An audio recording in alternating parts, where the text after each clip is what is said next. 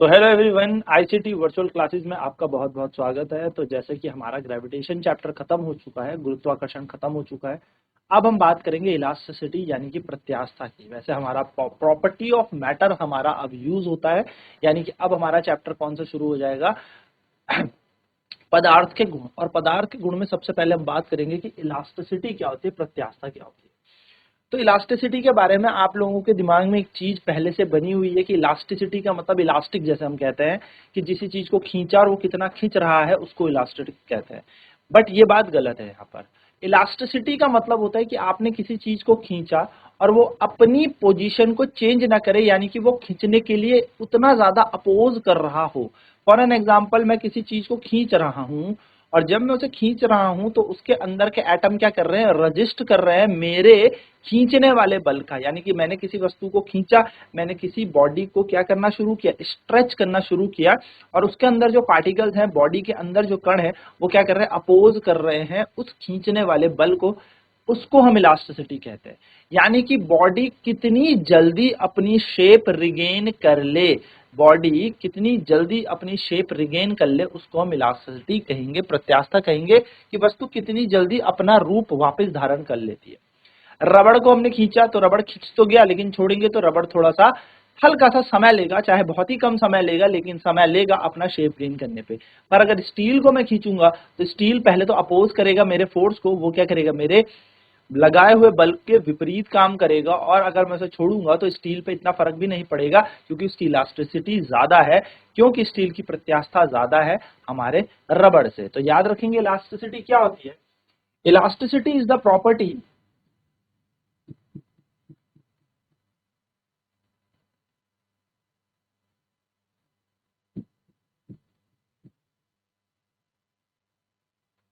by virtue of which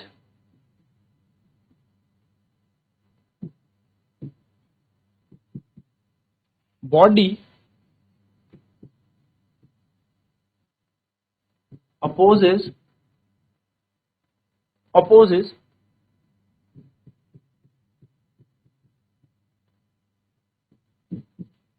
the change in its shape and size when a deforming force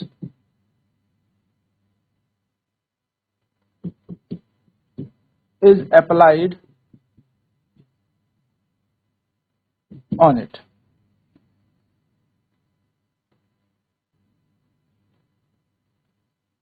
ठीक है। तो elasticity एक ऐसी property होती है, इलास्टिसिटी एक ऐसा गुण होता है जिसके कारण जो वस्तु है वो क्या करती है? अपोज करती है in its shape and size में जो भी चेंज आता है। यानी कि अगर वस्तु के आकार में कोई परिवर्तन आ रहा है, जब मैंने कोई अपरूपक बल लगाया, अपरूपक बल मतलब क्या हो गया? Deforming force. ऐसा फोर्स जो इसकी शेप को चेंज कर देगा, अपरूपक बल लगाया, और अपरूपक बल जैसे ही मैंने इस पे लगाया तो ये वस्तु क्या कह रही है? उस अपरूपक बल का क्या कर रही है? विपरीत कार्य कर रही है। यानी कि कह रही नहीं, मैं तो नहीं खींचूंगी, चाहे आप कितना भी खींच लो। तो आप इस पे फोर्स तो लगाते जा रहे हैं, बट ये अपनी जगह से शेप साइज को चेंज करने में आपके फोर्स को अपोज कर रही है। ऐसी प्रॉपर्टी को हम इलास्टिसिटी कहते हैं।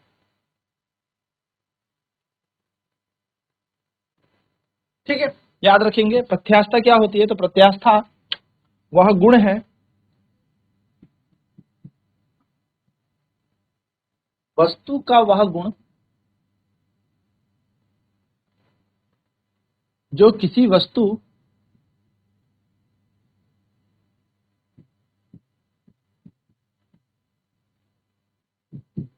के आकार व रूप को बदलने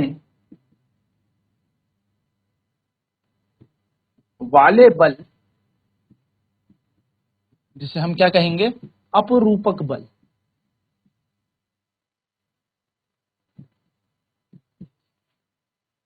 के विपरीत या का प्रतिरोध करती है। ज्यादा बढ़िया वर्ड होगा, शब्द होगा यहाँ पे, वाले बल का प्रतिरोध करती है।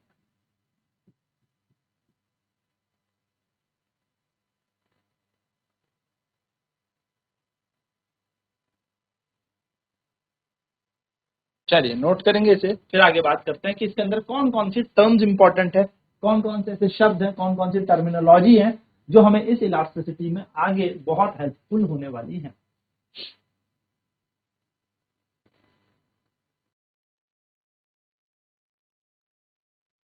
वस्तु का वह गुण जो किसी वस्तु के आकार व रूप को बदलने वाले बल, जिसको हम अपरूपक बल कहते हैं, का प्रतिरोध करती है। इसी को, इस गुण को हम क्या कहेंगे, प्रत्यास्था कहेंगे, यानी कि इसी गुण को हम लोग क्या कहेंगे, एक इलास्टिसिटी। तो याद रखिएगा, छोटी छोटी पॉइंट्स यहाँ पर होंगे, बड़ी बात याद। तो यहां पर एक वर्ड आपने सुना होगा जिसका नाम मैंने यहां पे लिखा है डीफॉर्मिंग फोर्स। डीफॉर्मिंग फोर्स यानी कि एक ऐसा बल, एक ऐसा फोर्स जो किसी वस्तु की शेप और साइज को चेंज करते हैं। ये छोटी छोटी चीजें याद रखनी। द फोर्स, या हम बोल सकते हैं द अप्लाइड फोर्स, ठीक है, यह बल हम लगाएंगे, the applied force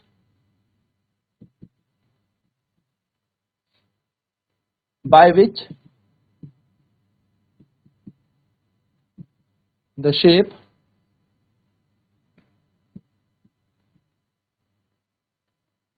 and size of an object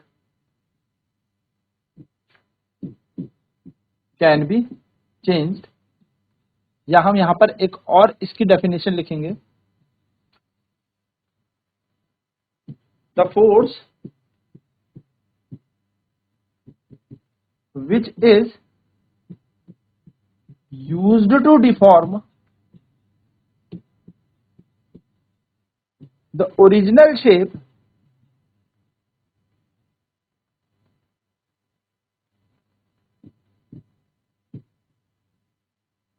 and size of the object is called deforming force. ठीक है, ऐसा बल जो किसी वस्तु के आकार और उसकी आकृति को क्या कर सके, चेंज कर सके, परिवर्तन ला सके, उसको रूप बदल दे, उस बल को हम क्या कहेंगे, अपरूपक बल कहेंगे। और ये बल कौन लगाता है, ये बल हम लगाते हैं, यानी कि it is an applied force, ये एक अप्लाइड फोर्स होगा, इसको लगाया जाएगा तब जाके वो वस्तु पे शेप और साइज पे क्या आ जाएगा, चेंज आ जाएगा। जैसे रबड़ है, अब रबड़ पड़ा रहेगा, है ना, हम उसे खींचेंगे तो वो खिंच जाएगा, यानी कि जब हम अप्लाई करेंगे फोर्स जिससे उस रबड़ की स्ट्रेच होके, यानी कि उस रबड़ की लंबाई जो है हम खींचेंगे तो वो लंबी हो जाएगी, उसी को हम डिफॉर्मिंग फोर्स कहेंगे। चलिए नोट करेंगे इसे, आगे बढ़ता है फिर। तो अपरूपक बल क्या होगा, अपरूपक बल होगा हमारे पास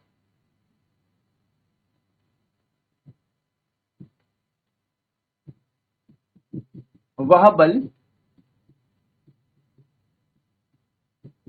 जो किसी वस्तु की आकृति और आकार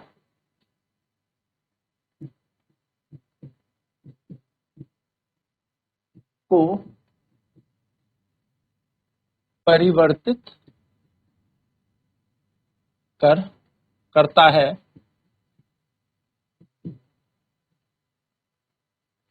अपरूपक बल कहलाता है। चलिए फटाफट से लिख लें।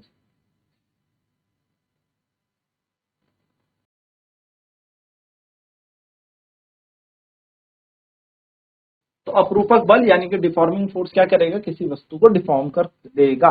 जैसे एग्जांपल ले लेते हैं, माना यहाँ पर कोई तार है, अब इस तार को या किस रबड़ को आपने खींचा तो इस रबड़ में हल्का सा क्या आ जाएगा, इसकी लेंथ में इंक्रीमेंट आ जाएगा, है ना।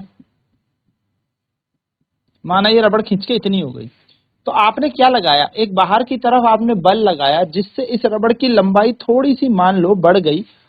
वास्तविक लंबाई L थी, लेकिन जैसे ही आपने खींचा इसकी लंबाई कितनी हो गई, डेल्टा L और बढ़ गई। तो ओरिजिनल लेंथ कितनी थी इसकी, ओरिजिनल लेंथ थी L, और न्यू लेंथ कितनी हो गई इसकी, न्यू लेंथ हो गई एल प्लस डेल्टा एल, यानी कि नई लंबाई कितनी हो गई, डेल्टा एल बढ़ गई। 1 मीटर की तार थी, हल्का सा खींचा तो 0.01 बढ़ गई, तो 1.01 मीटर की तार हो जाएगी। तो जो इसमें चेंज आएगा, चेंज, ये जो चेंज आएगा लेंथ में, या मैं बोल सकता हूं जो लेंथ का चेंज है जिसको हमने डेल्टा एल माना है, ये कब आया, जब आपने ये अपरूपक बल लगाया, जब आपने ये फोर्स लगाया। अगर आप इस फोर्स को हटा देंगे तो ये बॉडी अपनी ओरिजिनल शेप गेन कर लेगी। यही इलास्टिसिटी की प्रक्रिया भी होती है। ठीक है, चलिए बात ध्यान में रखेंगे। तो अपरूपक बल हम लगाते हैं और वो बल होता है जो क्या करेगा, किसी वस्तु के आकार या आकृति को परिवर्तन करने के लिए लाया जाएगा। अब यहाँ पर और क्या क्या टर्म्स यूज होने वाली है, तो सबसे पहले यहाँ पर याद रखेंगे, हर एक किसी भी चीज को अगर आप खींचोगे तो वो अपनी ओरिजिनल शेप एक लिमिट तक ही गेन करेगी, और उसको कहते हैं हम लिमिट ऑफ इलास्टिसिटी। ये क्या होता है, ये भी आपको थोड़ा सा पता होना चाहिए। लिमिट ऑफ इलास्टिसिटी यानी कि प्रत्यास्था की सीमा।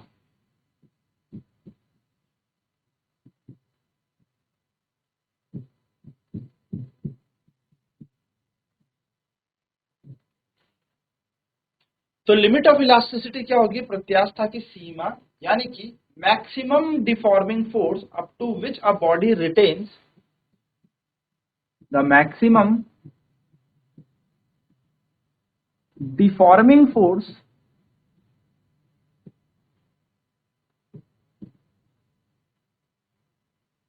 up to which a body regains or retains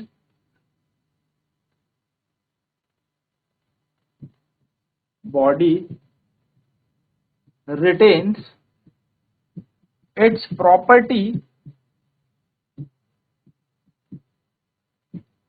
of elasticity is called limit of elasticity।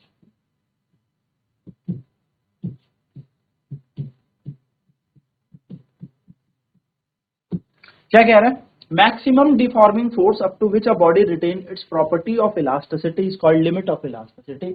यानी कि अधिकतम बल आपने लगाया लगाया लगाया लगाया, वस्तु को छोड़ा, वस्तु वापस आ रही है, फिर लगाया, वस्तु वापस आ रही है, लगाया, वस्तु वापस आ रही है। लेकिन एक टाइम ऐसा है कि अब इससे ज्यादा अगर आपने खींच दिया, या इससे ज्यादा आपने इस फोर्स को लगा दिया, इससे ज्यादा आपने डिफॉर्मिंग फोर्स लगा दिया, इससे ज्यादा आपने अपरूपक बल लगा दिया, तो ये वस्तु अब अपनी शेप वापस नहीं लेगी, अपने ओरिजिनल पोजीशन में वापस नहीं आएगी, अपने वास्तविक रूप में वापस नहीं आएगी।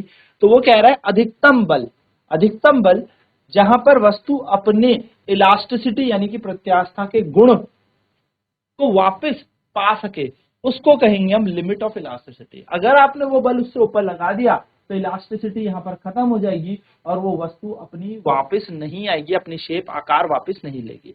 तो ये यहीं पे यही बात हो रही है कि वह अधिकतम बल, हम कह सकते हैं the maximum deforming force up to विच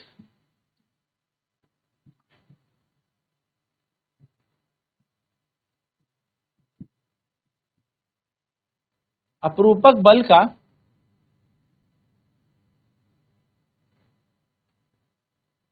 या मैं कह सकता हूं वह अधिकतम अपरूपक बल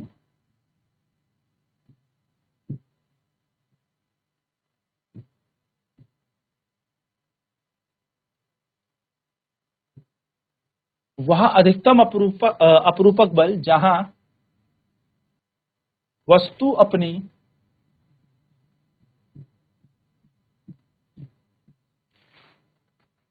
प्रत्यास्था का गुण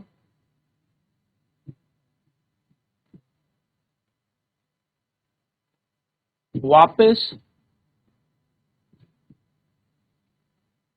धारण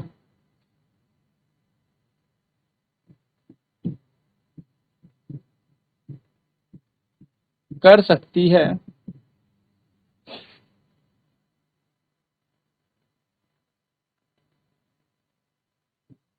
प्रत्यास्था की सीमा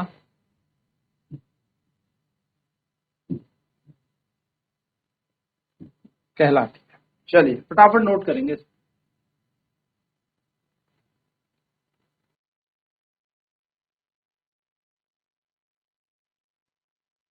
तो वह बल जब वस्तु अपना प्रत्यास्था का रूप वापस कर लेगी तो अधिकतम मान होगा अपरूपक बल का वहां पर, क्योंकि इससे ज्यादा अगर आपने अपरूपक बल लगाया, यानी कि अगर आप इससे ज्यादा डिफॉर्मिंग फोर्स लगाते हैं तो ये वस्तु टूट जाएगी या ये वस्तु वापस ही नहीं आएगी। जैसे स्प्रिंग के केस में भी होता है, आप उसे खींचोगे तो वो अपनी शेप वापस ले लेगी और खींचोगे तो वापस ले लेगी, लेकिन पॉइंट आएगा कि अगर इससे ज्यादा आपने खींच दिया तो ये वस्तु अपनी ओरिजिनल शेप में वापस नहीं आएगी, स्प्रिंग वापस नहीं आएगी, स्प्रिंग अब खींच की खींची रह जाएगी, है ना।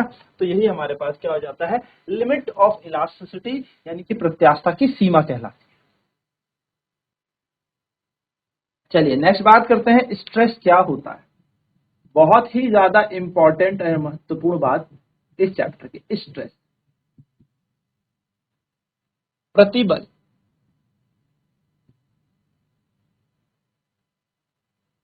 प्रतिबल क्या होता है?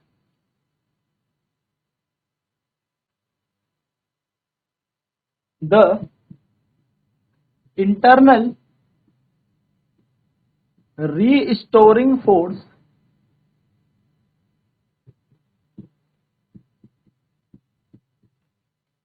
Per unit cross sectional area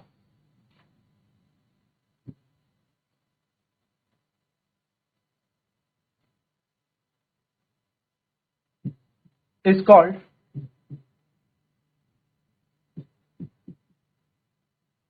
stress. देखो, स्ट्रेस से पहले एक बात समझना कि हमने एक चीज लिखी यहां पर और उसका नाम लिखा हमने रीस्टोरिंग फोर्स। रीस्टोरिंग फोर्स यानी कि एक अंदरूनी बल जो वस्तु को वापस लेके आएगा। अब भाई मैंने तो खींच दिया, ये वस्तु वापस क्यों आएगी? क्योंकि इसके अंदर जो छोटे छोटे एटम होंगे वो क्या करेंगे, अपने अपोज कर रहे होंगे खींचने को और वो उस वस्तु को वापस लेके आएंगे। यानी कि द फोर्स या the internal force by the atoms oblique molecule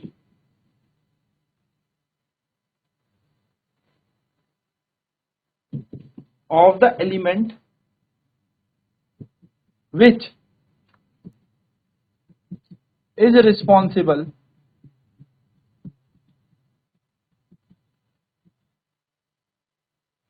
to make a body regains its shape।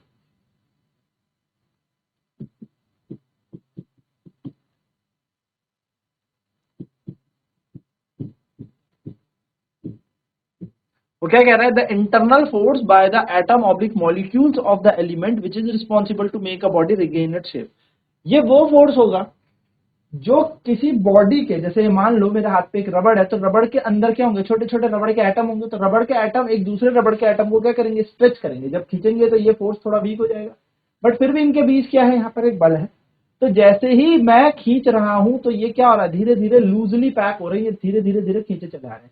लेकिन जैसे ही मैं क्या करूंगा, बाहर से डिफॉर्मिंग फोर्स छोड़ दूंगा, अपना अपरूपक बल हटा दूंगा, इस रबड़ को खींचना छोड़ दूंगा, तो ये फोर्स क्या करेगा, एकदम से इसे खींच लेगा, ये सारे रबड़ के एटम एक दूसरे को खींच लेंगे और वो शेप वापस ले लेगा। तो वही होता है हमारा रीस्टोरिंग फोर्स। ये एक इंटरनल फोर्स होता है, आंतरिक बल होता है, जिसके कारण कोई वस्तु अपना आकार वापस ग्रहण करती है। हम लिख भी देते हैं कि वह आंतरिक बल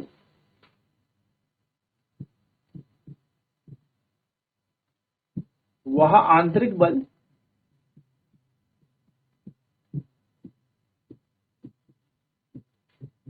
जिससे या जिसके कारण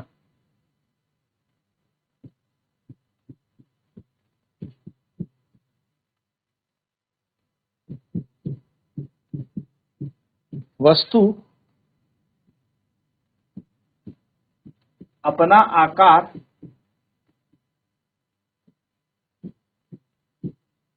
पुनः ग्रहण कर लेती है।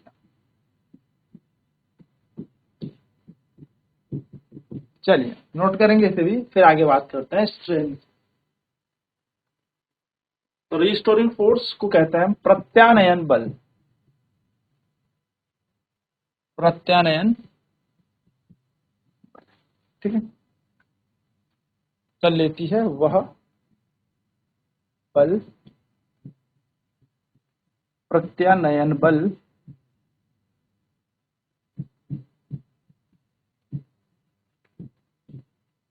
कहलाता है। चलिए फटाफट से लिखेंगे इसे। तो बात करते हैं स्ट्रेस क्या होता है। तो स्ट्रेस वही रीस्टोरिंग फोर्स होता है, यानी कि वही प्रत्यानयन बल होता है, पर ये एकांक क्षेत्रफल पर लगता है। तो एकांक क्षेत्रफल पर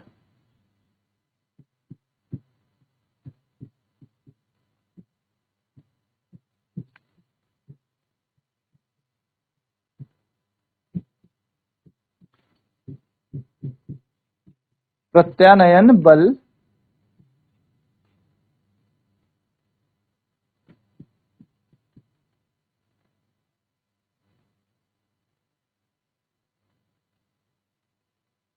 प्रतिबल कहलाता। तो प्रतिबल का सूत्र क्या हो जाएगा, स्ट्रेस इज इक्वल्स टू हो जाएगा हमारा फोर्स अपॉन स्ट्रेस बराबर हो जाएगा फोर्स अपॉन एरिया। ठीक है, तो प्रतिबल बराबर होता है बल बटा क्षेत्रफल। बल बटा क्षेत्रफल, इसकी इकाई क्या होगी, इसकी यूनिट होगी फोर्स की, आप सभी को पता है फॉर्मूला क्या बन जाएगा, F upon A, stress equals to, है ना। तो बल की इकाई आपको पता है न्यूटन प्रति मीटर का स्क्वायर बन जाएगा। और अगर मैं इसके डायमेंशन की बात करूं, विमीय सूत्र की बात करूं,